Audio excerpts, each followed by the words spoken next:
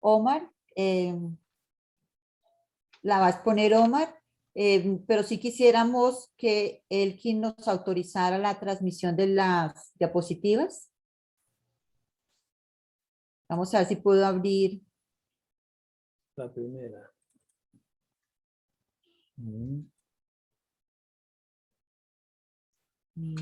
Todavía se me callan. Espérate que es que no.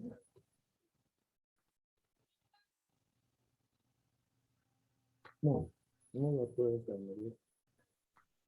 Elkin sí se puede, ¿no? Ah, ok, ahí está. ¿Ya? Ahora sí, ¿todo la ve? Listo, ahí vemos el Apocalipsis, dice. El Listo. Apocalipsis y hay una Biblia abierta. Sí. Sí, señor. Sí. Que es Ahí, la- permítame un segundo, nos ubicamos la mejor. Biblia del pastor. Entonces, eso es Listo. como una Biblia de la primera versión de Reina Casiodoro de Reina de 1500. Ok. Pues tan antigua y mucho más antiguo el Apocalipsis, pero bueno, mi pastor, ya empezamos entonces. Ok. Los dejo No, con Omar. no más interrupción de mi parte, por favor, hablen. Pero déjame ver acá Sí, ¿aló? ¿Me escucha? Ahora sí. Perfectamente, querido Omar. Bueno, saludos a todos los compañeros del curso, especialmente al pastor Castro. Y voy a Gracias. proceder con el tema que nos ha sido asignado, el Apocalipsis. Veamos entonces cómo al describir el Apocalipsis, decimos que el Apocalipsis es llamado el libro de fuego y de sangre. Y así mismo se ve que se trata de un libro que tiene muchos contrasentidos, que lejos de ser un libro inquietante, por el contrario, trata de dar esperanza a una comunidad perseguida. Vamos a ver una pequeña ficha descriptiva sobre ese tema. Fecha. El texto da a entender que fue escrito en la época de Nerón, bajo el reinado de Domiciano, año 81 a 96, que fue un tiempo de extrema persecución a los cristianos. En cuanto al autor y comunidad de origen, 4 veces el autor se designa a sí mismo como ser el autor del libro. Escribe posteriormente, él mismo escribe a las 7 iglesias de Asia Menor sobre una revelación que tuvo en la isla de Patmos. Y el libro aparece destinado realmente a las comunidades de Turquía. Claro está que en el siglo III se señalaron numerosas diferencias de teología y estilo entre el Apocalipsis y los otros escritos de Juan, lo que puede llevar a pensar que el Apocalipsis fue escrito por un autor diferente. Eso es lo que se llega a pensar también. Estilo del Apocalipsis. Vemos entonces que el texto prefiere la imagen a la reflexión y presenta frecuentes fallos gramaticales. Y hay que agregar que cuando Juan recibió estas profecías por medio de una serie de visiones que contenían imágenes simbólicas, no ofrece el orden cronológico en lo que deben ocurrir los acontecimientos históricos. Por ejemplo, Jesús nace en el capítulo 12, pero es exaltado en el capítulo 5, mientras recorre sus iglesias en el capítulo 1. Hay que tener en cuenta que el libro del Apocalipsis recoge una serie de visiones consecutivas, no una serie de acontecimientos consecutivos. Esa es la gran diferencia. El Apocalipsis es el último libro del Nuevo Testamento de la Biblia. Es un libro de carácter profético, donde se encuentra una serie de revelaciones que describe eventos y acontecimientos que en un sentido cristiano hablan del fin del mundo. El libro se divide en 3 partes. En primera parte, del capítulo 1 al capítulo 3, hablamos de la iglesia encarnada. Allí encontramos la introducción y las cartas a las iglesias. Segundo, del capítulo 4 al capítulo 20 hablamos de la iglesia comprometida. Allí encontramos temas como el Cordero, o sea, Jesucristo, los 7 sellos y las 7 trompetas en los capítulos 4 al 11, y el dragón representaba a Satanás, o se representa a Satanás, y el combate en el capítulo 12 al 20. Del capítulo 21 al capítulo 22 hablamos de la iglesia transfigurada. Allí encontramos la nueva Jerusalén. Querido Omar, discúlpame. Sí, pastor, dispénseme discúlpame que la se me cayó un interrupción. oído. Gracias, querido Omar. Para toda la clase, por favor. No sé quién, y más bien, sí, por la historia uno lo sabe, la mirada que hicieron del Apocalipsis es de larga data, más o menos desde el siglo III o desde el siglo II, después, tercero más bien, después de Cristo en adelante, se escribieron libros antes del Imperio Romano volverse cristiano, antes de que el Imperio Romano se volviera cristiano, y después de que el Imperio Romano ya se volviera cristiano, se trabajó ya con la mentalidad de que el Apocalipsis era un debate, una enseñanza, una mirada, ¿cómo diríamos nosotros? Una visión anticipada del futuro. Ahora, lo que no han caído en cuenta todos los que a partir de ahí han leído y escrito y escrito y escrito, y la época medieval lo acentuó, aún el Renacimiento lo acentuó, y aún ya en la época barroca y romántica se seguía todavía creyendo que el Apocalipsis era prácticamente un programa del futuro. Ahora, estamos mirando aquí, y mire, ojo al esquema, que el énfasis del Apocalipsis no es el futuro, es la iglesia. Ojo, es la iglesia. La iglesia en sus 3 realidades. En sus 3 realidades. Y que son de todas las iglesias, congregaciones particulares o iglesias universales de todos los tiempos. Es la realidad de la iglesia cósmica. La iglesia que se encarna, la iglesia que se compromete y la iglesia que se transforma o transfigura. Es eso. En una palabra, Apocalipsis tiene mucho de iglesia, no de futuro, no de ultratumba ni de ultrahistoria. Entonces, eso debe quedar absolutamente claro. Es un libro de la iglesia, para la iglesia, pero para la iglesia de todos los tiempos. Listo, no más. Quería enfatizar eso. Así es que harán bien ustedes en prácticamente depender de esta estructura básica que pone Etienne Carpentier, para que ustedes en el futuro, Etienne Carpentier es el autor del documento que nosotros estamos siguiendo, un gran biblista admirable. Entonces,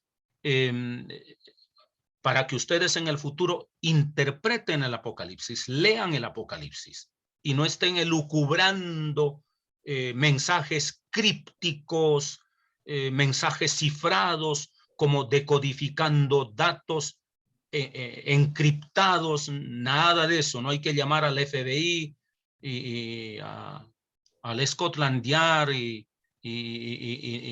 nada de eso para descifrar el Apocalipsis, ¿no? Aquí necesitamos simplemente entender qué es lo que está presentándonos.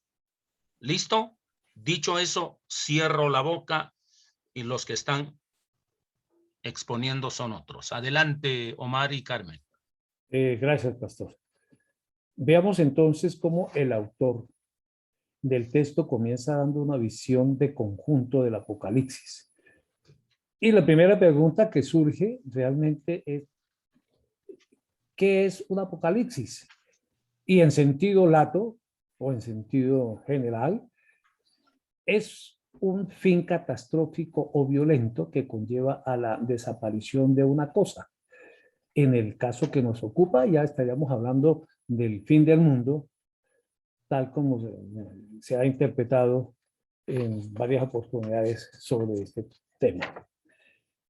El género apocalíptico, decimos que es un género nacido al regreso del exilio. Después del regreso del exilio, el judaísmo ya no tuvo profetas. Surge el género apocalíptico que enlaza con el imaginario y sobre todo con el objetivo profético, que lejos de adivinar el futuro y de predecir, busca prever y tranquilizar más que asustar. El autor trata de correr el velo que oculta el final de los tiempos. Revelación que resulta a la vez pesimista y optimista. Pesimista sobre el presente. Nuestro mundo está bajo el dominio del mal no recuperable. Y optimista, pero hacia el futuro, porque finalmente Dios saldrá vencedor y recreará el mundo. También es un género difícil de definir. Los numerosos apocalipsis conservados ilustran la diversidad de los ambientes que los produjeron. Ejemplo, el libro de Enoc, el testamento de Moisés, el cuarto libro de Esdras, el apocalipsis siriático de Baruch.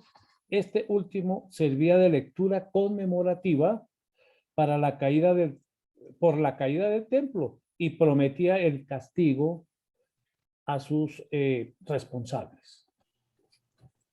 Surge un tercer género que representa un cierto número de características.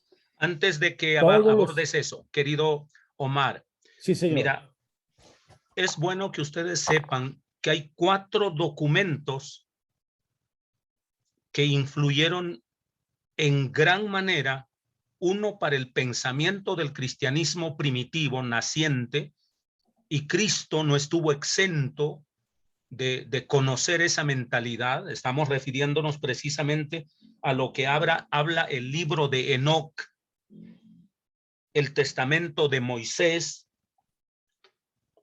el cuarto libro de Esdras y el testamento o el apocalipsis de Baruch. Esos documentos total o parcialmente existen actualmente. Existen, se pueden conseguir.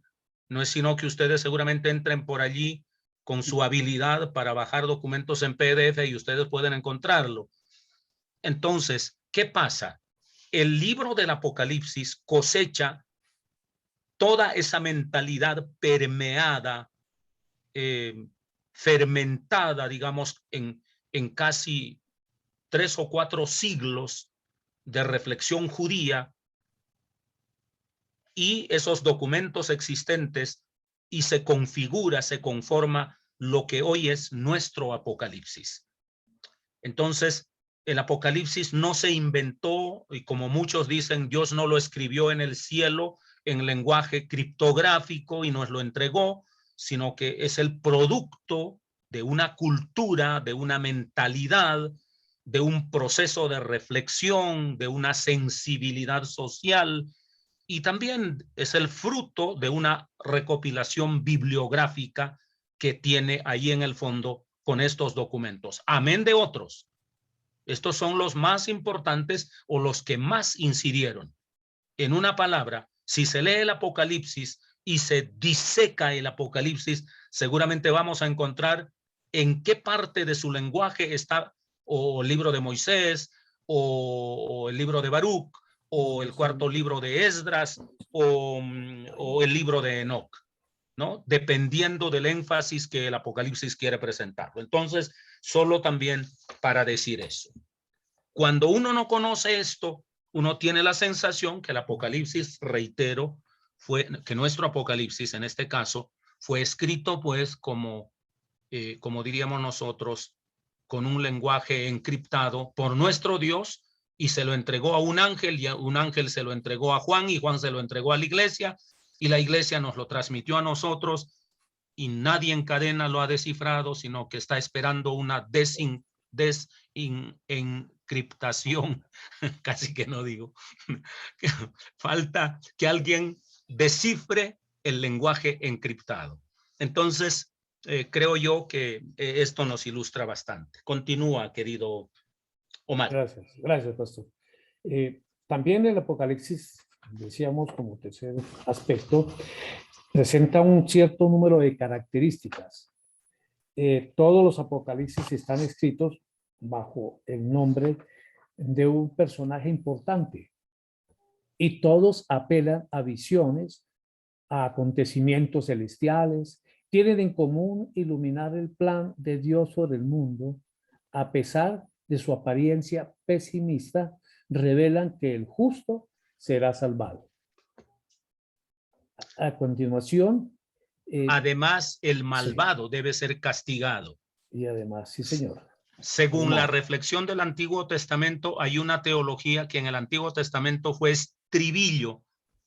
¿Qué teología se está decantando ahí, o se está evocando, o se está trayendo? ¿Cómo se llama esa teología? ¿Alguien quiere decirlo?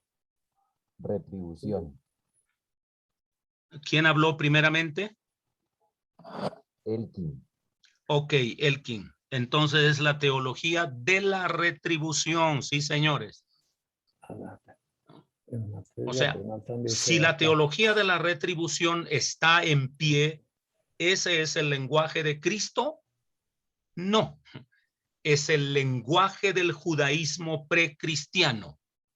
La teología de la retribución es el lenguaje del judaísmo precristiano. Y el Apocalipsis todavía tiene esa sensibilidad. Y más adelante, seguramente, cuando ustedes ahonden en la lectura, no solo de este documento, sino de otros, van a descubrir que el autor del Apocalipsis indiscutiblemente es un judío convertido al cristianismo, pero un judío bastante conservador. O sea, un judío que quiere hacer de la iglesia otro gueto religioso, como se hizo el judaísmo, haciéndose exclusivo y excluyente en el planeta. Entonces, el judaísmo se aislaba de todo lo demás porque les contaminaba. Y este autor del Apocalipsis tiene, ¿no? Seguramente de buen corazón, seguramente de buena intención, pero tiene la intención de hacer de la iglesia otro, ¿cómo le llaman eso? Otro gueto religioso, o sea, encerrado en ella misma, que no comulgue con la sociedad porque la sociedad es mala y Dios va a bendecir y salvar a los buenos y a los malos los va a castigar y destruir. Teología de la retribución. Lo está todavía, pero no es problema de Cristo, es problema de una mentalidad judía que aún habiendo ingresado en el cristianismo, todavía seguía pesando mucho esa lectura retributiva. Ok, quería enfatizar un poco eso. Bien, continúa, querido Omar. Gracias, pastor. Para efectos de poder leer el Apocalipsis, nuestro texto guía da una serie de claves para poder desarrollar su temario.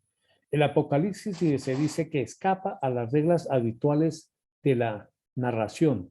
Hay que tener presente las siguientes claves en su lectura.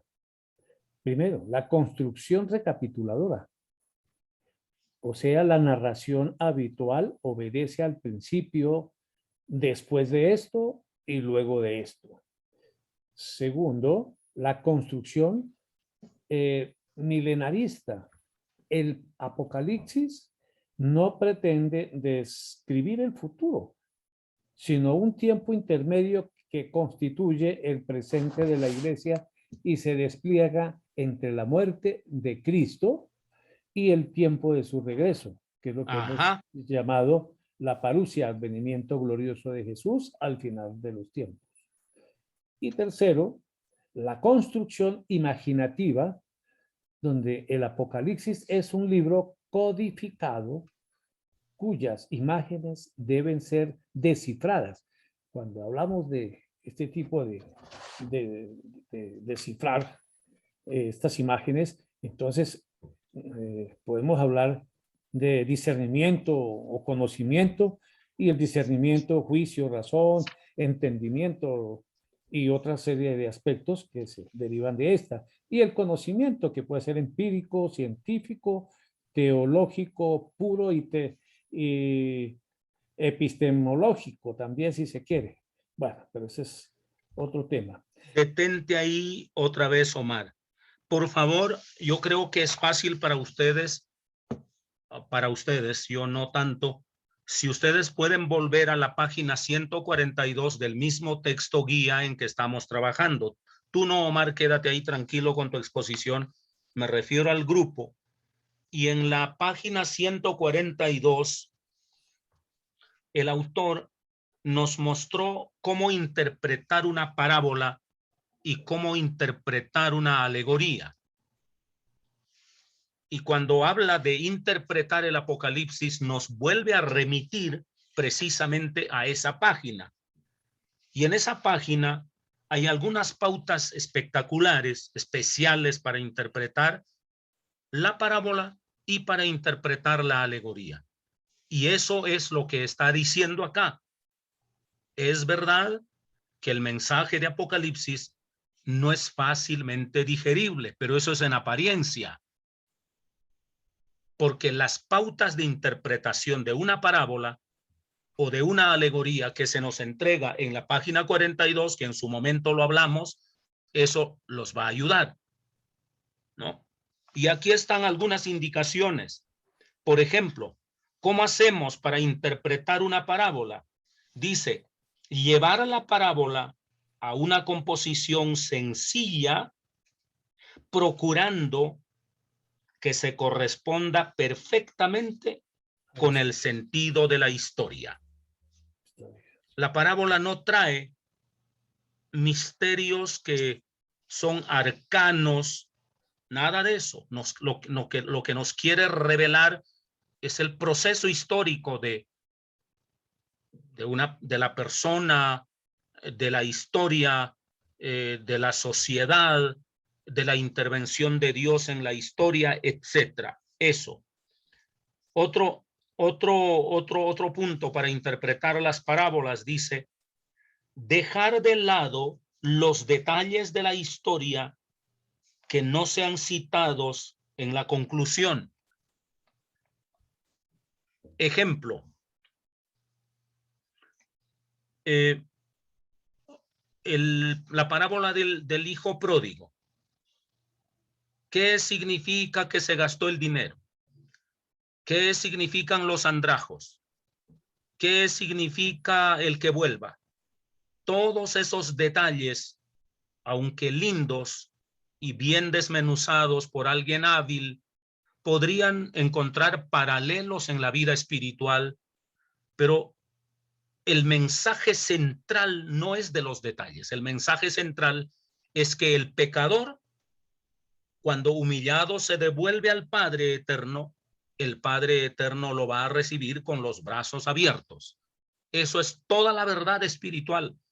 Los otros detalles pertenecen a la imaginación, pertenecen no a la teología básica y esencial. De la misma manera sucede cuando se lee Apocalipsis. Ay, ¿qué significa el cuerno de la bestia? Y el primer cuerno y el segundo cuerno y la mitad del cuerno, porque hay un cuernito chiquito y hay otro cuerno grande. Uno es más cornudo que el otro. No, todas esas torpezas en que la gente comienza a especular. Hombre, no es el problema. En ese juego cayeron ya desde Orígenes, desde Agustín, en ese juego de alegorizarlo absolutamente todo, y de encontrarle interpretación a cada frase, a cada palabra, a cada relato. Entonces, no, eso hay que dejar de lado los detalles de la historia, dice acá. Hay que dejar de lado. Simplemente hay que entender el núcleo central. Siguiente, dice desconfiar de conclusiones aparentes que no se corresponden al sentido de la historia de la salvación. Hay detalles que a veces desdicen, contradicen, son absolutamente perjudiciales para la salvación.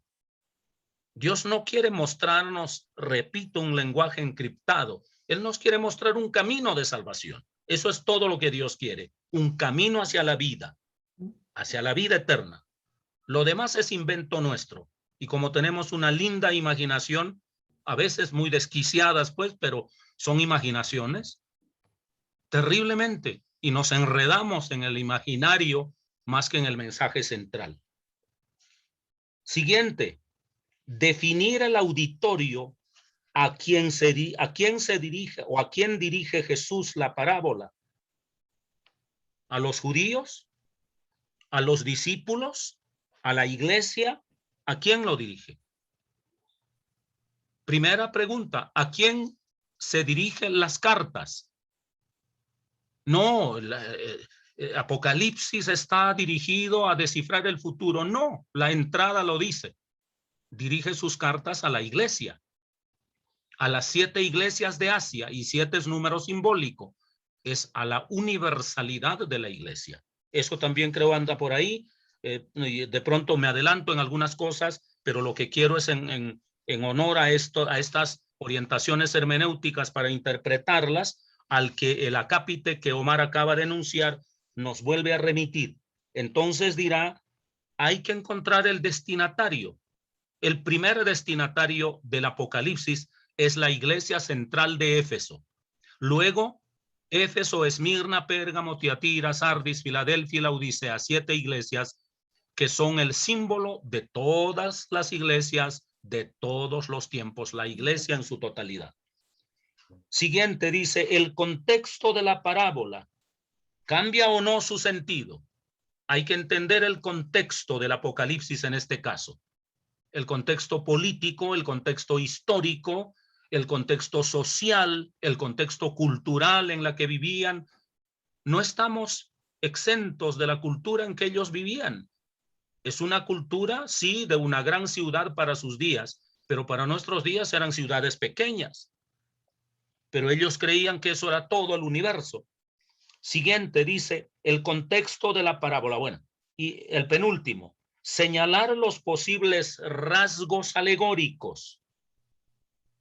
¿Han servido para una nueva interpretación? A veces hay rasgos alegóricos en el mismo texto y la alegorización de un relato presenta nuevo sentido. Pero si a algo que el mismo texto no ha alegorizado, yo termino alegorizándolo, esa alegorización que yo hago luego abre a nuevas interpretaciones, cosa que está pasando mucho en Occidente, especialmente a partir de la propuesta fundamentalista de lecturas apocalípticas que hay. Y en América Latina no hay una lectura que sea objetiva del Apocalipsis, sino totalmente una lectura fundamentalista, alegorizante, ¿no? Encriptada del futuro, eso es todo lo que existe. Y finalmente dice, ¿de quién habla la parábola? ¿De Dios? ¿De Jesús? ¿Del reino? ¿De la humanidad? ¿De quién habla? ¿De quién habla Apocalipsis? ¿De qué entidad habla el Apocalipsis básicamente? ¿Del futuro? No, habla de la iglesia. La iglesia, la iglesia, la iglesia, la iglesia, la iglesia. Escribe al ángel de las 7 iglesias. Es eso. Entonces, por favor, espero que ninguno de ustedes, después de salir, de entender esto, vaya a tratar de leer el Apocalipsis tratando de descifrar el futuro, en lugar de entender el curso dinámico, ético, evangelizador y ético, más bien, ética de reino, no ética moralista, ética de reino de la iglesia. Listo. Eso es lo que dice las claves. Ok, sigue por favor. Gracias, pastor. Gracias. También se recomienda una guía de la lectura del Apocalipsis y recomienda hacer desde el principio una lectura completa del libro del Apocalipsis, teniendo en cuenta la división en tres partes: la iglesia encarnada, la iglesia comprometida y la iglesia transfigurada. La iglesia encarnada, lo vemos que está dándose en el Apocalipsis en el capítulo 1 a 3. Después de algunas palabras de introducción, Juan se dirige a las 7 iglesias de las que comentaba ahora el pastor Castro: Éfeso, Esmirna, Pérgamo, Tiatira, Sardis, Filadelfia. No es la tía, es Tiatira. Tiatira, como para decir Shakira, algo así. Bueno, bueno, yo no sé si cantaban allá, pero igual. Bueno, pastor. Sardis, Filadelfia y la Odisea.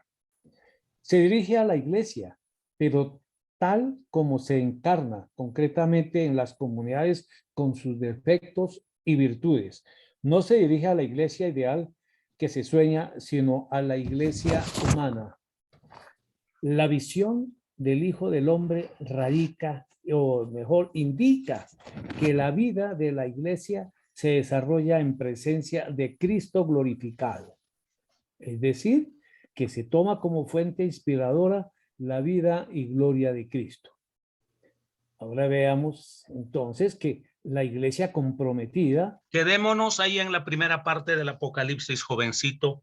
Bueno, y sí, ustedes van a seguir exponiendo la próxima semana. Vamos a quedarnos un poco en Apocalipsis de 1 al 3, allí únicamente. Ya lo expresaste y vamos a cerrar la exposición para que ahora sí yo haga todas las preguntas que a mí se me dé la gana. Esta vez yo pregunto.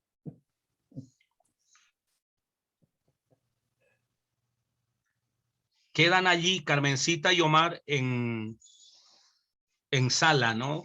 Sí, señor. Ok. Salgamos de la exposición y quiero ver las caras Sí, de los... pastor, qué pena que es que estoy tratando de salir y a veces esta tecnología me da como un poquito duro. Ah, no, si es por eso, a mí ni siquiera me da duro porque se mantiene lejos de mí. Ay, Dios mío. Ay, santo Dios.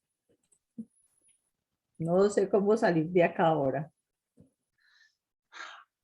En la parte de arriba le dice dejar de compartir. De hecho, es un cuadro rojo. Ay, Ya. Espérate. Ya iba a llamar a Elkin. Había esperanza de salir. Ay, Esperancita, gracias. Gracias. Muy bien. Ok. Bien, quiero hacer la primera pregunta antes de llegar a Apocalipsis 1 al 3. Esta vez, a ver quién me cae gordo. Primero. Hablemos un poco de la fecha del Apocalipsis. ¿En qué fecha supuestamente fue escrita Apocalipsis? Comencemos a ver por acá quién me cae gordo. Por Mauricio.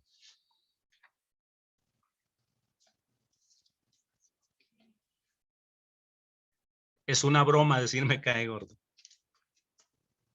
Mauricio, no me caes gordo, tranquilo.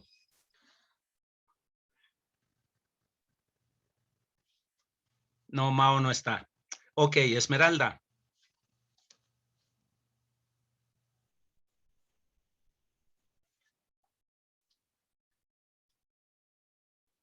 Esmeralda, ¿me oyes o no? No. Sí, pastor, sí lo oigo. ¿En qué año fue escrito Apocalipsis? No recuerdo bien exactamente, pastor. No me vayas a recuerdo. decir que en ese año tú no estabas. No estaba, pastor. Bueno, jovencita. A ver, ¿alguien estuvo en ese año, No, por favor? recuerdo. Muy bien, a ver, Magnolia. Entre el 81 y el 96 fue escrito el Apocalipsis, más o menos. Ok. Dinos las razones de por qué fue escrito en esa fecha. Estaba la persecución de Nerón y en el reinado de Domiciano. Había persecución para los cristianos también. Ok. ¿Alguien quiere aclarar, ampliar, precisar, corregir respecto a la fecha del Apocalipsis? Levante la mano y hable.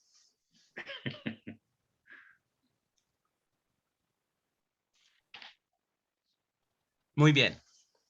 A ver.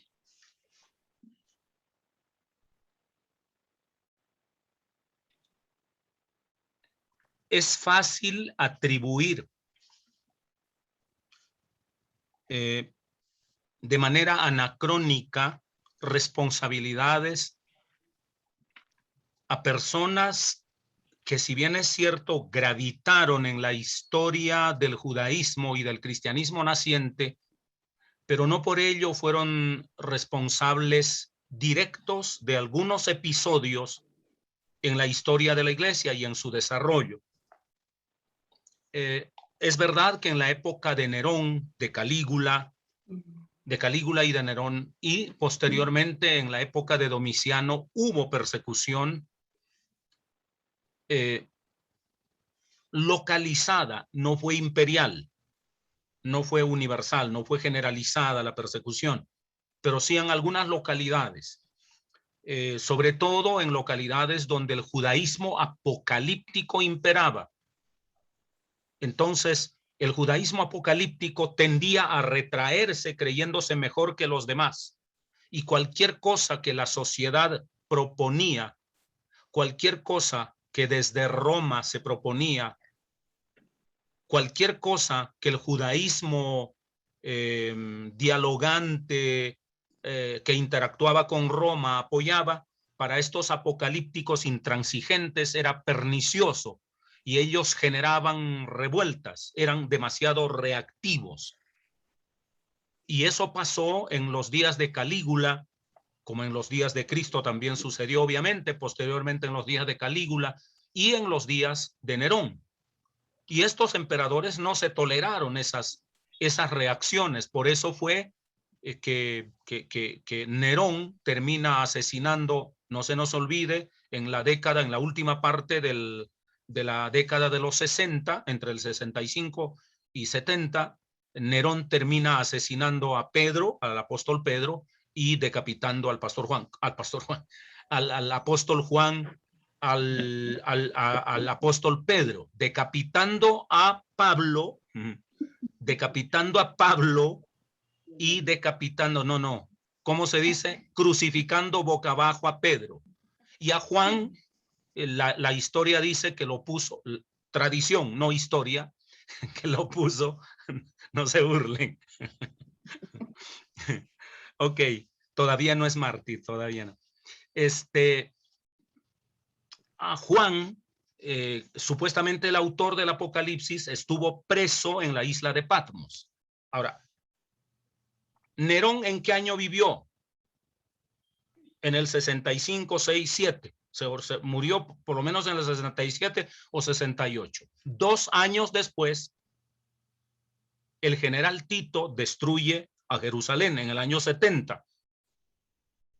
En el año 70, destruido Jerusalén, ya el Imperio Romano ha acabado con esa revuelta judía y ya no hay más judíos, pero quedan judíos regados en el imperio que tienen su sinagoga,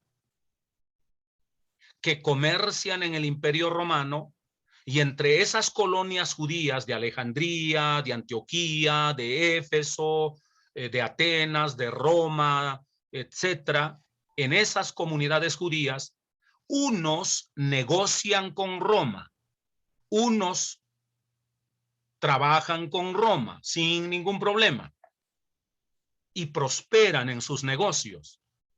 Pero hay otros judíos, un sector entre los migrantes judíos, entre los expatriados más bien, porque migrantes es cuando su país todavía está en pie. Esta vez el país ha sido aniquilado, ha sido exterminado, ya no hay más país para los judíos.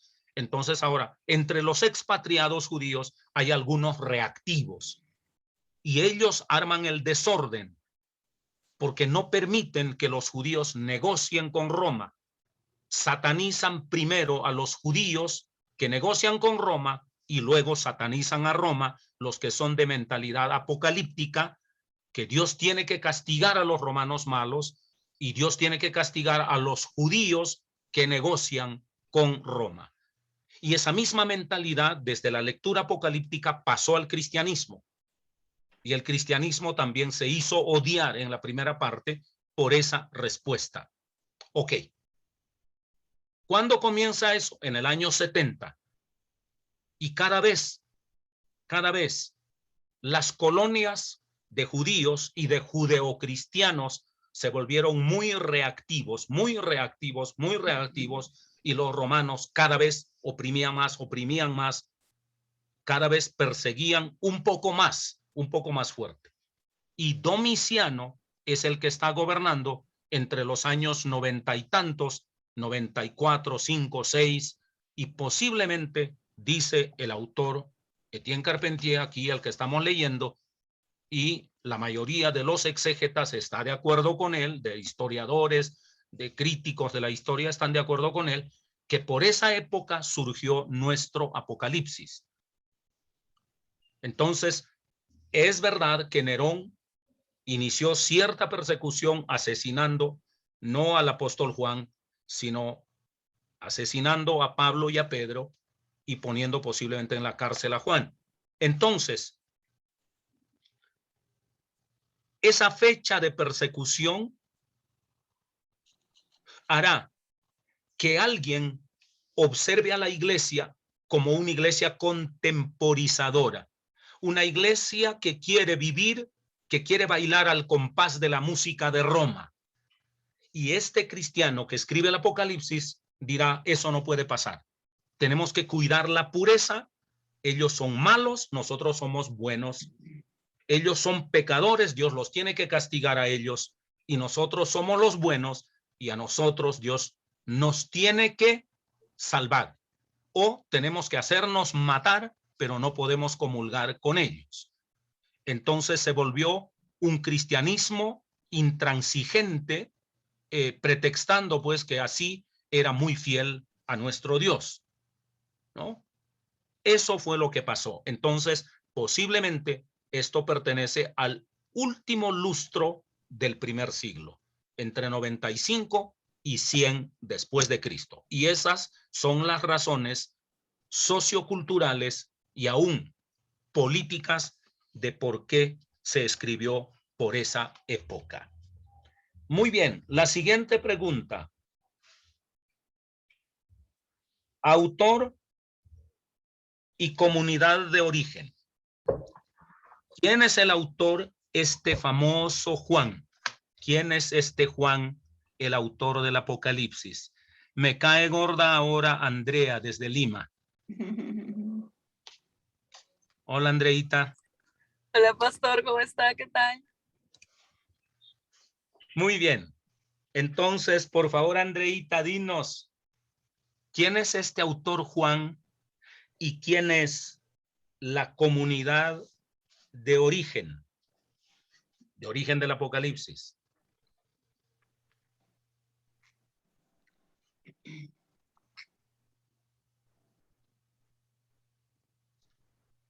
¿Se fue? Andreita. Viene manejando, pastor. ¿Estás manejando? Sí, estoy manejando. Ah, no, entonces no. Pero Maneja, ¿cuál de... llega a casa. Ya no me caes gorda, te eximo. Ok, pastor, no hay Ya no me problema. caes gorda. Entonces me cae gorda Ana Nelly.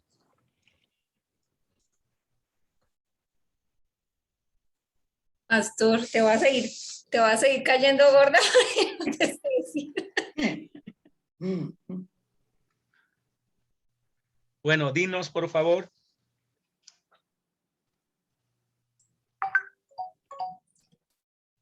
Pues el que escribió el Apocalipsis, Juan, ¿Cuál Juan? el discípulo. Amado de Jesucristo. Pastor. El discípulo de Jesús.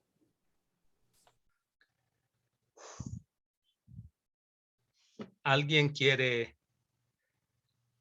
sumarse al voto?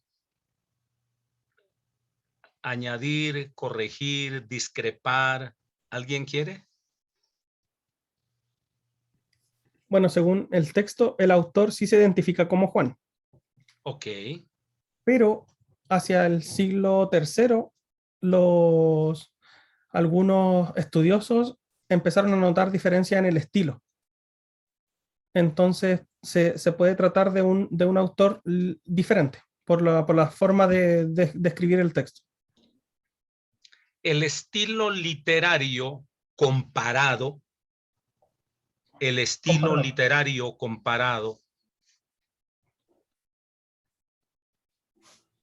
es absolutamente revelador de que no es la misma persona. En este caso, Juan. El Evangelio de Juan está escrito en un griego más depurado y aún el hilo del pensamiento tiende a ser mucho más claro, mucho más, ¿cómo le llaman esto? Mucho más abstracto. En cambio, el pensamiento y la reflexión y la manera de redactar del Apocalipsis es mucho más concreto y de un griego deficiente y, como lo dice el mismo autor, hasta con errores gramaticales. Supongamos que nosotros no conociésemos ese estilo comparado en la literatura juanina. Aun cuando no conociéramos, es fácil deducir, oiga, ¿puede un hombre de 95 años de edad, suponiendo que Juan hubiese nacido en el año 1 de Cristo y que a los 30 y tantos años, supongamos que haya tenido la misma edad de Cristo, a los 30 años se hace discípulo de Jesús? Luego, cuando él escribe el Apocalipsis, tendría que tener 95 años. Yo no conozco a una persona que a los 95 años escriba un libro. Ni siquiera los mejores escritores escriben ya a esa edad. Ya no. Recientemente acaba de fallecer un escritor que yo admiro muchísimo, muchísimo, muchísimo, Hans Kuhn. Murió a los 90 y tantos años y en la última parte ya no escribió. Es una mente absolutamente brillante. Entonces usted puede alegar, no, pero él era algo celestial, cuasi divino. Pues eso es una buena intención que uno tiene, pero no es así. En aquellos días, la alimentación, la calidad de vida, la salubridad, etcétera, eran mucho más deficientes. La gente a los 40 años era anciana, a los 50 años era un decrépito. A los 60 años la gente ya no. La calidad de vida ha mejorado en nuestro tiempo y la gente llega a los 90 años. Sí, hasta los 100 puede llegar ahora, pero ya no con la lucidez con que puede tener un escritor que tiene una gran capacidad imaginativa y una lucidez al margen de las imprecisiones gramaticales. O sea, no es la fluidez gramatical lo que encanta del Apocalipsis, sino el imaginario, las imágenes en los que nos mete. Es una creatividad impresionante. ¿Quién de ustedes que no tiene ni la mitad de los 95 años puede tener esa capacidad tan fértil para producir esas imágenes tan excelsas? repito, se le puede censurar su pureza lingüística, se le puede censurar eso, pero no su capacidad imaginativa. Las imágenes que nos deja son absolutamente excelsas, ¿no? Entonces, ¿es Juan? No, no es Juan, no es el apóstol Juan. Eso es un hecho. Ni siquiera el Evangelio de Juan, que se escribió mucho antes del Apocalipsis, ya es de Juan. No es de Juan, ni siquiera el Evangelio. Reitero, con toda seguridad.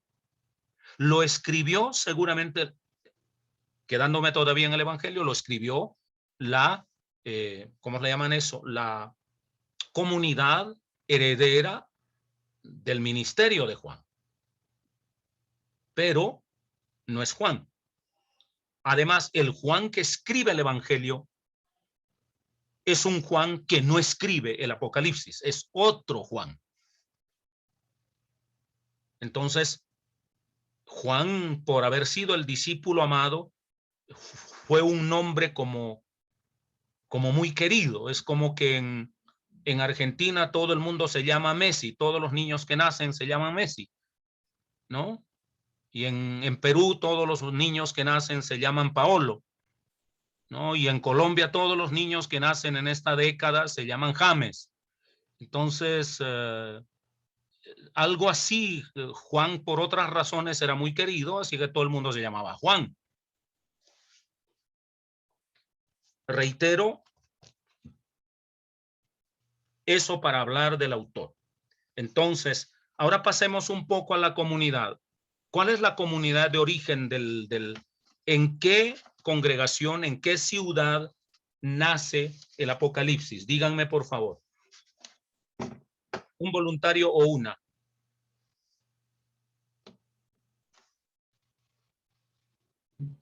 En Patmos. En la isla de Patmos. Bueno, él estaba preso en la isla de Patmos, dice, ¿no? El texto. Ok. Esperancita. Pero escribe a una iglesia. ¿A qué iglesia pertenecía ese autor, ese escritor? ¿A qué congregación? Bueno, dice que en Asia Menor, ¿no? A las iglesias de Asia Menor. Perfecto. ¿Cuál iglesia de Asia Menor? Turquía. A las comunidades de Turquía. Es correcto. El expositor nos mencionaba a 7, ¿no? Éfeso, Esmirna, Pérgamo, Teatira, Sardis, Filadelfia y la Odisea. ¿Recuerdan ustedes? Esas 7 congregaciones. Bueno, ¿a cuál de las congregaciones, en cuál de las congregaciones radicaba posiblemente este hombre? ¿A qué iglesia pertenecía? ¿Cuál es la iglesia base? El mismo Apocalipsis nos lo revela, es la iglesia de Éfeso, que está a la cabeza de todas. La congregación de Éfeso. Yo cuando hablamos acerca del Nuevo Testamento y de Pablo, les dije a la muerte de Pablo, estamos hablando del año 67, a la muerte de Pablo, en Éfeso había, les dije yo, cerca de 60,000 creyentes. De Pablo, 67, al 66, perdón, al 96, han pasado 30 años. ¿De qué tamaño era esa comunidad? Cuéntenme, por favor. Y supongamos que demográficamente se hubiesen estancado. ¿Cuánto han madurado en reflexión y pensamiento durante 30 años desde la muerte de Pablo allí en Éfeso? El Evangelio de Juan tuvo su origen allí, pero con un Juan diferente. Y el Apocalipsis tiene su origen también allí. Pero según los críticos, los teólogos, perdón, los biblistas, los exégetas, los historiadores, el que escribe el Apocalipsis en Éfeso es un Juan emigrado un poco más tarde que el Evangelio de Juan, o posterior al Evangelio, a la producción del Evangelio de Juan, y llega a Éfeso y allí redacta su Apocalipsis, porque trae fresco esa mentalidad apocalíptica judía que en Éfeso se da cuenta que es una iglesia como como reposada, una iglesia como permeada por la cultura, sino léanlo porque en la primera parte dice, has dejado tu primer amor, le dice a la iglesia de Éfeso. ¿No? Has dejado tu primer amor. Entonces, este hombre que recientemente llega es como un tío visitante que critica a los hijos del hermano. Dice, si yo fuese el papá de estos muchachos serían más educados. O como el pastor visitante que llega a una congregación y dice, si yo fuera el pastor de esta iglesia sería perfecta, ¿no? O como el maestro que llega aquí entre ustedes y dice, si yo fuese el maestro, esta clase anduviera mejor. Entonces, algo por el estilo le pasa a este hombre que acaba de llegar y ve que la iglesia de Éfeso está andando mal y por eso escribe. Y obviamente no es su único punto, no es que la congregación de Éfeso particularmente anda mal. Él ha leído, él tiene una mirada de águila que ve tanto lo particular, la presa específica, y ve también con amplitud desde las alturas todo eso. Entonces, la comunidad de origen del Apocalipsis es la iglesia de Éfeso. Es verdad, como Esperancita dice, Juan, el autor, ¿no? El autor estuvo preso en la isla de Patmos. Eso se dice ahí. Ok. Una siguiente pregunta. ¿Quién quiere hablarme un poco del estilo de Apocalipsis? A ver. ¿Cuál es el estilo literario del Apocalipsis?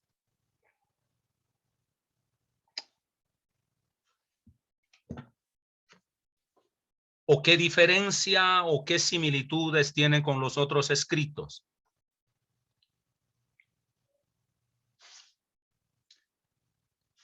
Bueno.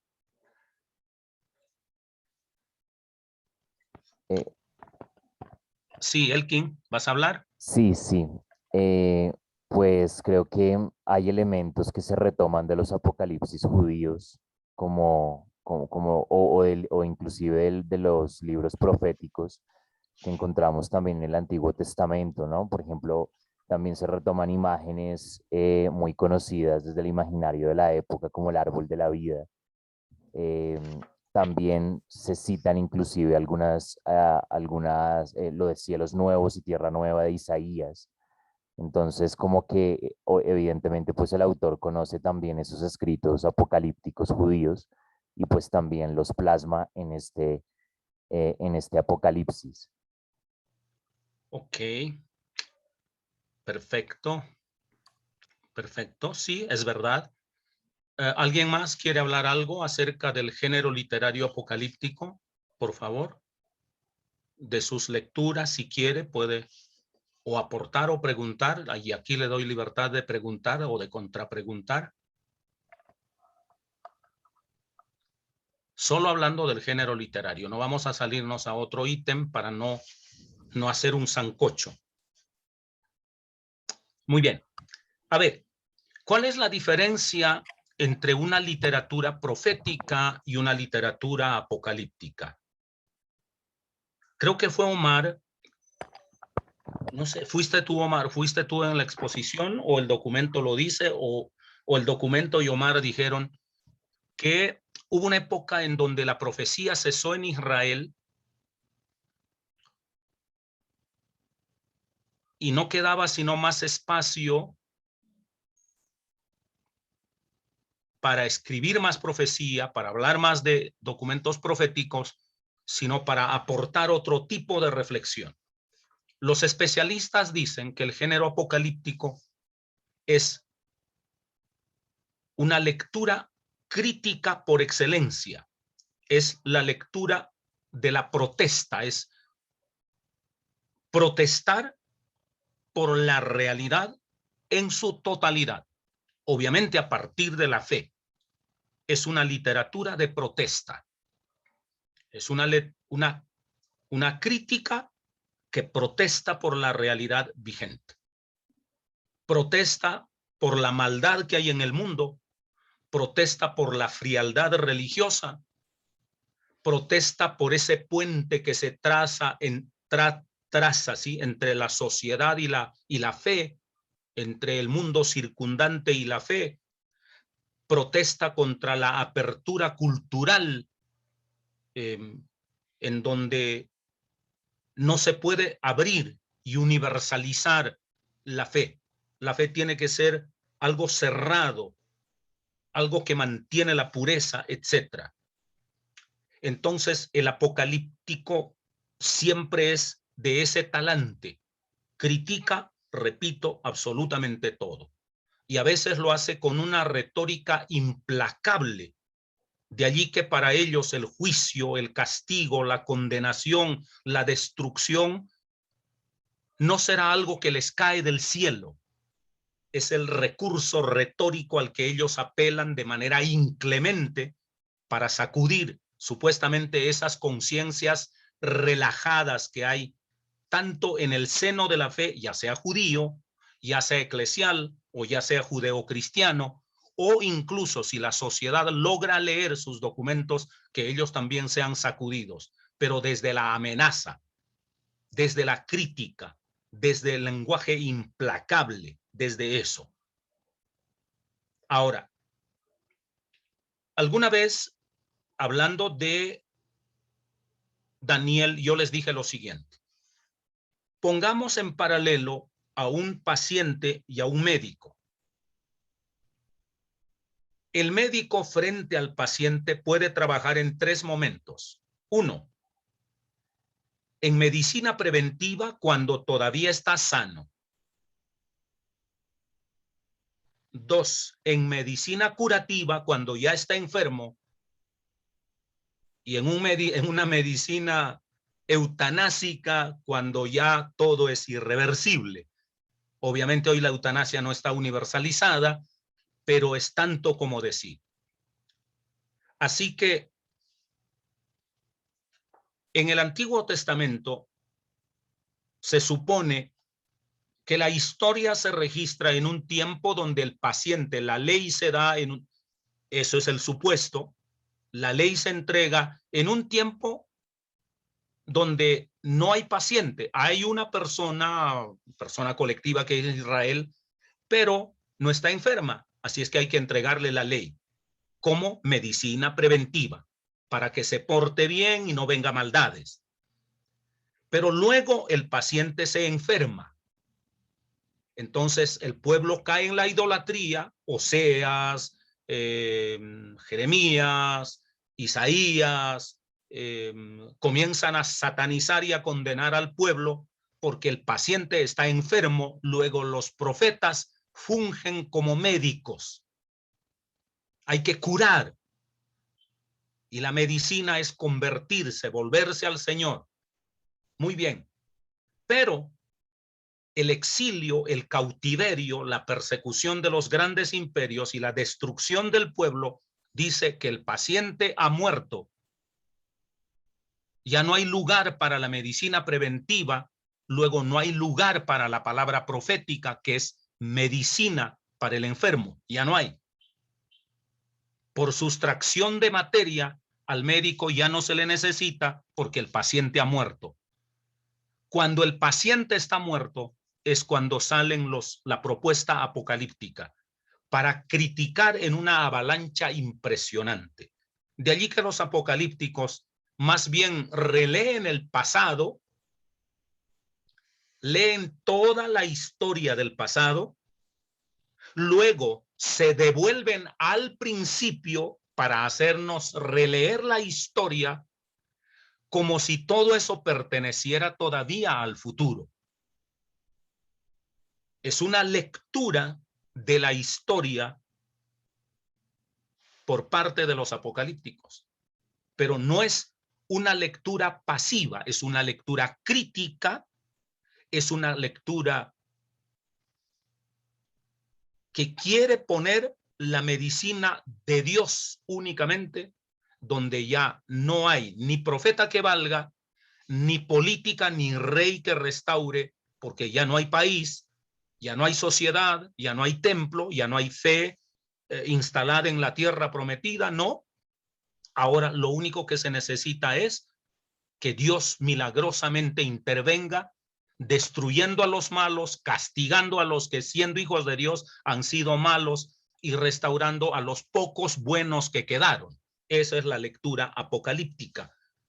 El valle de los huesos secos en la visión de Ezequiel será un buen ejemplo de eso, ¿no? La lectura de el Hijo del Hombre que viene en las nubes en la visión de Daniel será eso, porque en la tierra no hay solución, todo es bestialismo, desde el león, del oso, de la pantera, de la bestia indescriptible, ¿no? Ya no hay esperanza en la tierra. La única posible intervención es algo celestial. En la visión de Ezequiel, el espíritu que sopla.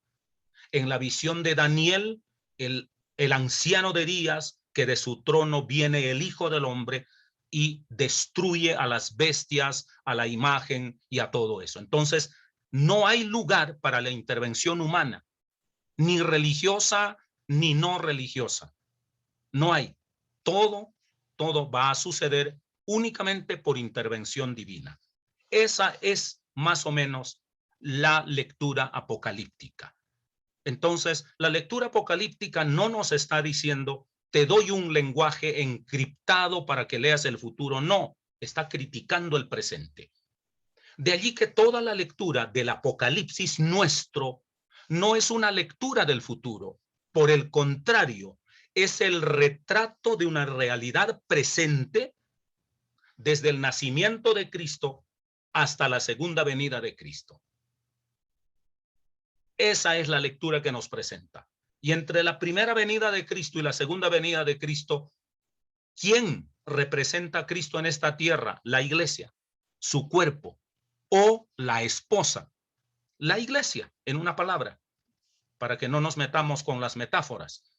Entonces, Apocalipsis está dirigido a decir, aprende de la historia de Israel. Aprende de la historia naciente del cristianismo para que tú puedas vivir siempre dando lugar a Dios. Por eso Apocalipsis hará que Cristo esté presente en su iglesia desde el primer capítulo hasta el último capítulo. Y no son serie de acontecimientos encadenados uno tras otro como una secuencia cronológica de eventos futuros. No. Omar también lo ha dicho ya, en el sentido de que no tiene secuencia cronológica. Jesús nace en la mitad de Apocalipsis, porque es el hijo del hijo de la mujer que nace y al que la bestia persigue. Pero Jesús en el primer capítulo ha muerto.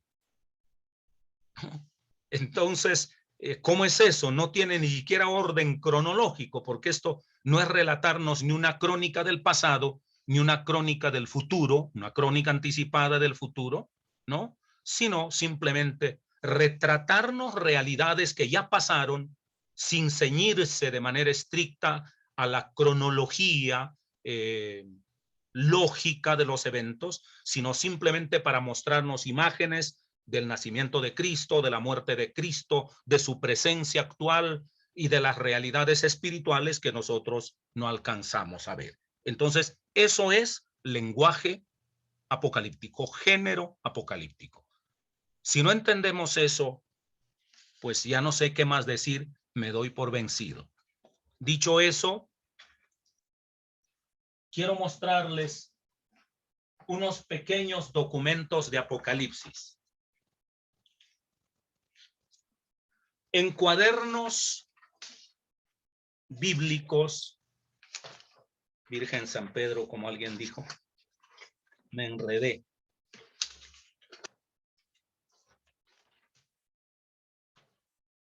En cuadernos bíblicos, cuaderno bíblico 170, el libro de Apocalipsis. Esquemático, fácil de leer. Cuadernos bíblicos 170.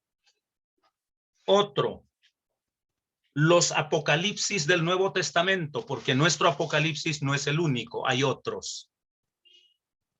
Los Apocalipsis del Nuevo Testamento. Esto es 110. Hay otro, el libro del Apocalipsis, por otro autor, cuadernos bíblicos también, en Verbo Divino, ¿no? Y es el cuaderno bíblico número 9. Querido Christopher, este autor es chileno. ¿Dónde anda Christopher? ¿Anda por ahí o se nos marchó? Ah, sí, está Christopher. No, sí estoy acá. Pablo Richard. Creo que enseña en la universidad, enseñó, no sé si está vivo, yo lo conozco a él, lo conocí a él, fue uno de mis profesores. Pablo Richard ha escrito el libro de Apocalipsis. Él es chileno británico o británico chileno. Un buen biblista él, un buen biblista. Se llama Reconstrucción de la Esperanza, una interpretación del Apocalipsis. Reconstrucción de la Esperanza. Hay otro que lo produjo Juan Stam.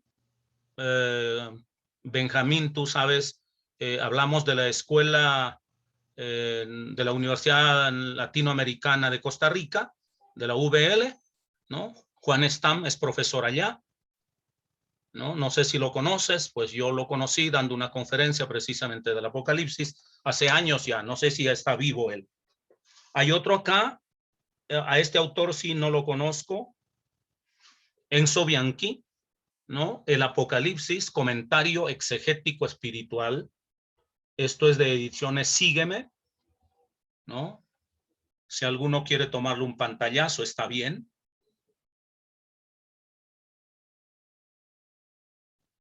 ¿Listo? Y aquí hay otro. Esto es un biblista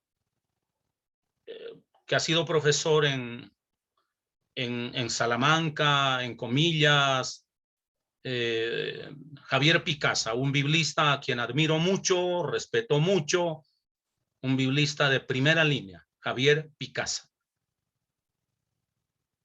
Un biblista como ninguno, ¿eh? Un biblista como ninguno. Así es que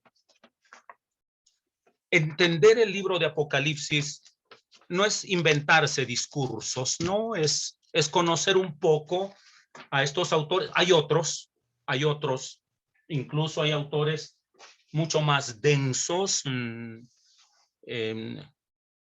Yo no compré otros que son densos por falta de tiempo, ¿no? Entonces, pero hay buenos autores que usted puede leer. Comience por Javier Picasa. Créeme que le va a servir. Y este autor, Etienne Carpentier, pues no es autoridad en Apocalipsis él, pero el esquema básico que él nos está entregando es una genialidad. Ahora usted dirá, ¿por qué no está Iván Barchuk? ¿Por qué no está Pentecost? ¿Por qué no está Walworth? ¿Por qué no está a ver, yo me habré leído creo que he leído más sobre el Apocalipsis que sobre cualquier otra cosa sobre la Biblia, sobre el Nuevo Testamento. Por eso ando más confundido que una gallina criando patos. Entonces, he leído toda la producción en español, diría yo, de la línea fundamentalista. Y yo perdí el tiempo y no se los recomiendo. No se los recomiendo para nada, para nada. Reitero, los conozco, los he leído y sé de lo que va. ¿No? Sé de lo que va. Incluso hay otro que es, creo, el teólogo barcelonés, que es Grau, si no me equivoco. Creo que escribe también. Él es un poco más fronterizo, él está mucho más cercano al pensamiento que aquí estamos generando y no tan de la línea absolutamente fundamentalista anglosajona que no es sino que Apocalipsis pues es es la propuesta encriptada del futuro, pues. Entonces, yo no se los recomiendo, pero si usted quiere leerlo es libre. Yo no puedo prohibírselo si quiere hacerlo, ¿no? No hay problema. Pero si realmente está interesado en aprender, estos autores que acabo de referírselos, está bien. Lo digo porque los otros documentos lo he leído. Conozco a Balbur, que en Centroamérica, mejor dicho, es el profeta, pues, eterno, amén de que lo es en Estados Unidos. Balbur fue el profesor de Pentecost y Pentecost está escrito y por ahí debo tener un documento así de gordo, ¿no? Que se llama Eventos del Porvenir. Entonces, reitero, no se lo recomiendo. Pero si alguno lo tiene, léalo, y si alguno quiere también, no hay problema. Cada quien es libre de perder su tiempo, pero si quiere optimizar su tiempo, quédese con lo que le estoy recomendando. ¿Listo? Ok. Había un autor que escribió como media docena de libros. Se me ha olvidado, incluso le sacaron una película. Creo que se llamaba El Armagedón, la película de él, ¿no? Y no pegó mucho aquí en Colombia, no sé si en otros países. Es de línea protestante, norteamericano, anglosajón, y una gran parte de la universidad de, ¿cómo se llama esto? La universidad al que muchos latinos van, en el que estuvo de profesor Peter Wagner. No sé si alguno de ustedes recuerda. ¿Princeton? ¿Perdón? ¿Princeton? No, es otro. No, Princeton es una universidad prestigiosa. No. Hay otra universidad en donde los protestantes van mucho. Los protestantes de Latinoamérica. ¿Ah? ¿Portland? No, tampoco. Hay uno, se me ha olvidado el nombre. Entonces, en esa universidad consumieron hasta la saciedad a Balbur y a Pentecost. Fueron libros de cabecera. Reitero, los conozco y es totalmente fundamentalista, y reitero, lo único que presentan es un mensaje encriptado del futuro. O sea, lo único que hay que es, no sé, meterse en el mundo, en una realidad paralela para descifrar, pero eso no es. Ok, ya hasta ahí. Listo, se me ha olvidado el autor, aparte de Balbur y de Pentecost. Listo. Dejemos ahí por cansancio, los veo muy cansados y están a punto de mandarme las ranas y los escorpiones para acá, entonces mejor no atentemos contra la integridad. Casto Mesa, dejemos descansar a la gente. Todo el mundo, previo a la siguiente exposición, yo preguntaré de todo lo que no he preguntado. Ojo, he preguntado fecha, autor, comunidad y género apocalíptico, pero me falta todavía preguntar otras cosas hasta, bueno, todo lo que viene, incluso todo lo que tengamos que ver. ¿Listo? ¿Alguna pregunta antes de que ustedes me apedreen?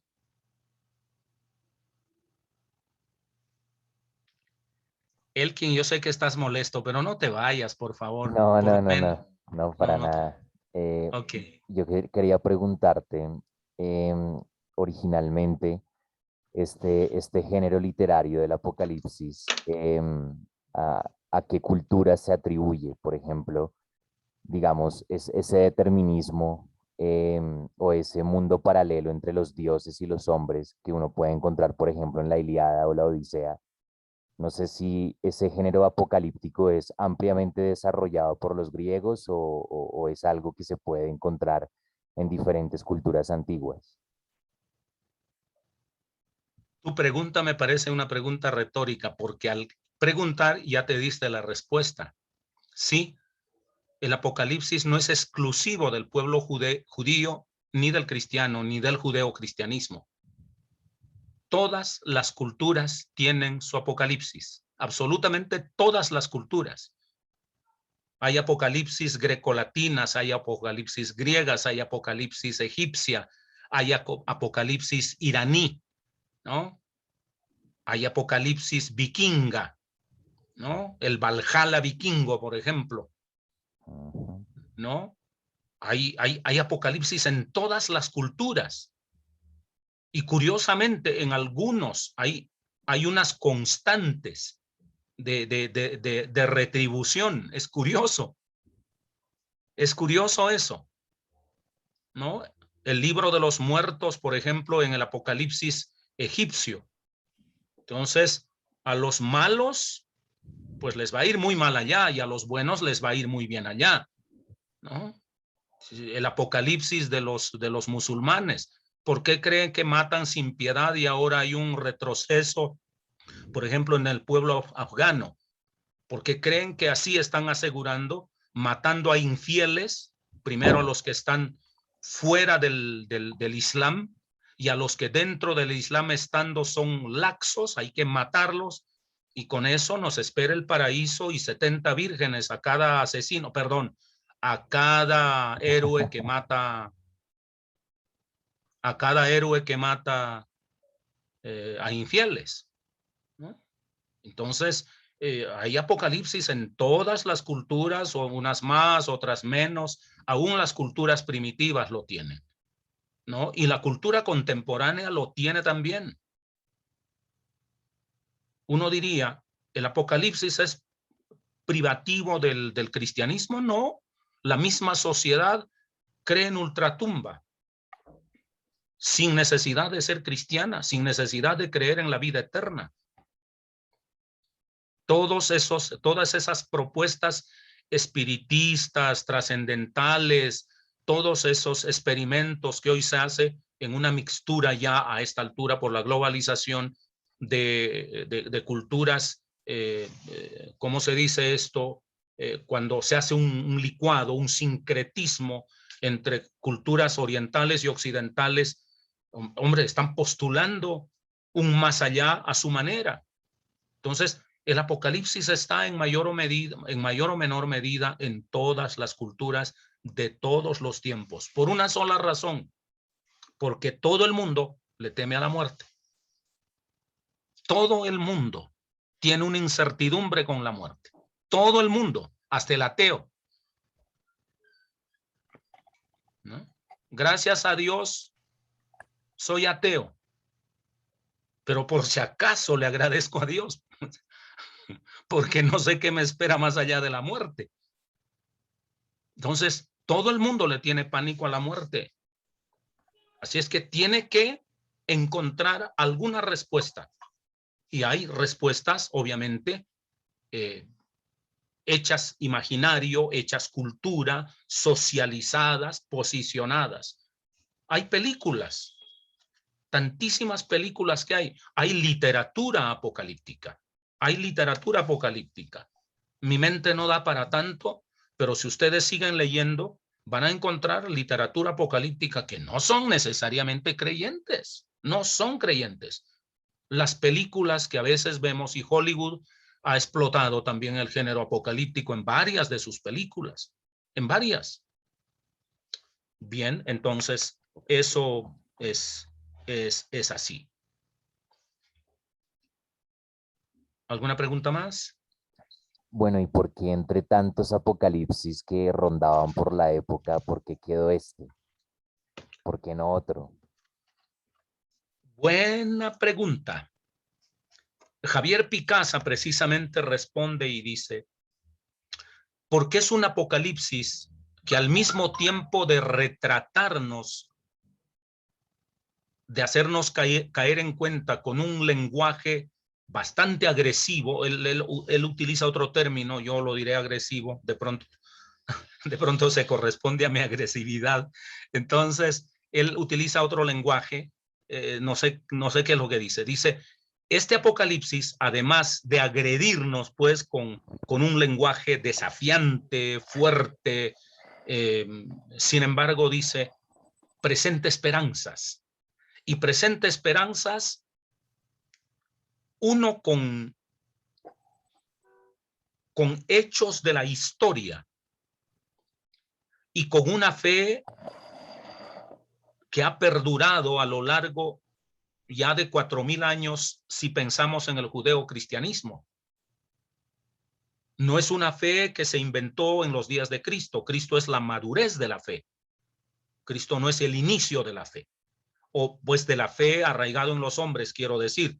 Él es el fundamento de la fe indiscutiblemente desde la eternidad, pero históricamente hablando, fenomenológicamente hablando, la fe viene 2000 años antes de Cristo desde el padre de la fe, que es Abraham.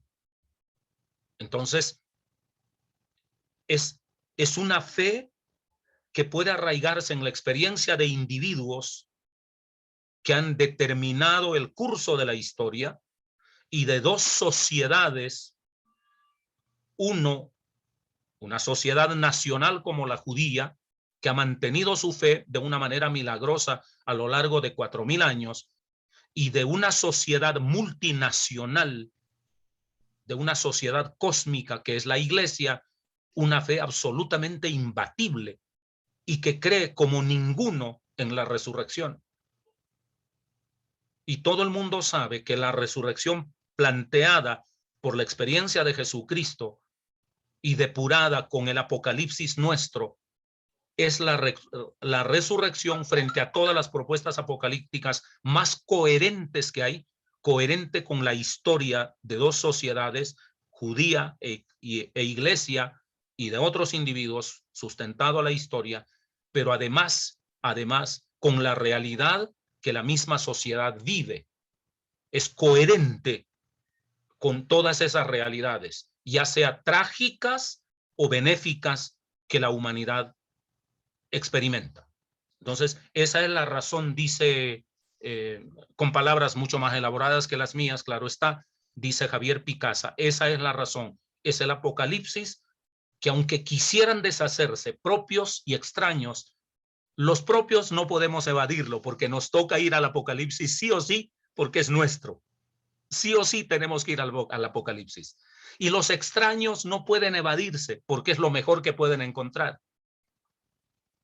¿no? Y en el Antiguo Testamento también hubo Apocalipsis. ¿Acaso no es apocalíptico que echen a Adán y a Eva del jardín del Edén?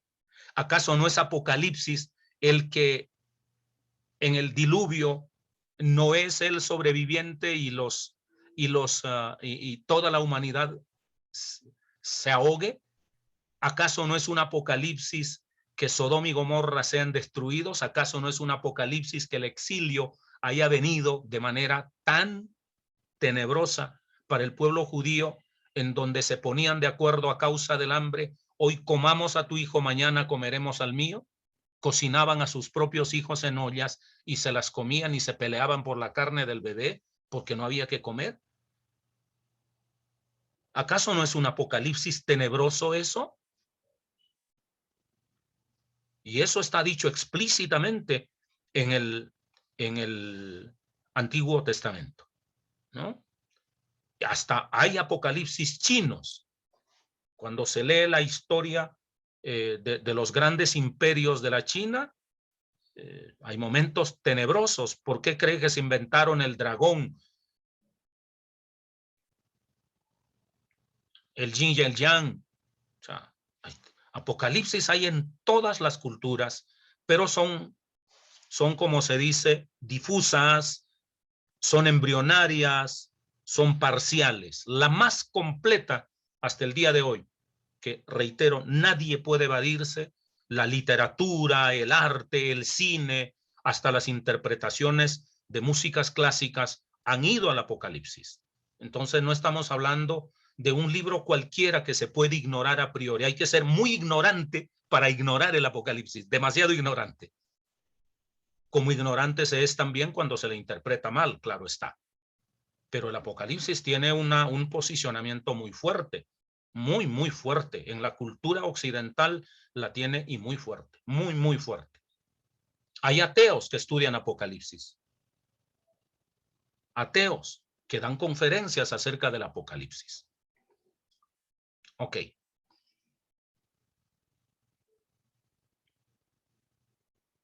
¿Algo más? Ya me están mirando con odio, Elkin, vayámonos. Estoy todo apocalíptico yo. Nadie más, ¿verdad? Ok. Despídenos en oración, Elkin. Bueno, entonces, tengo que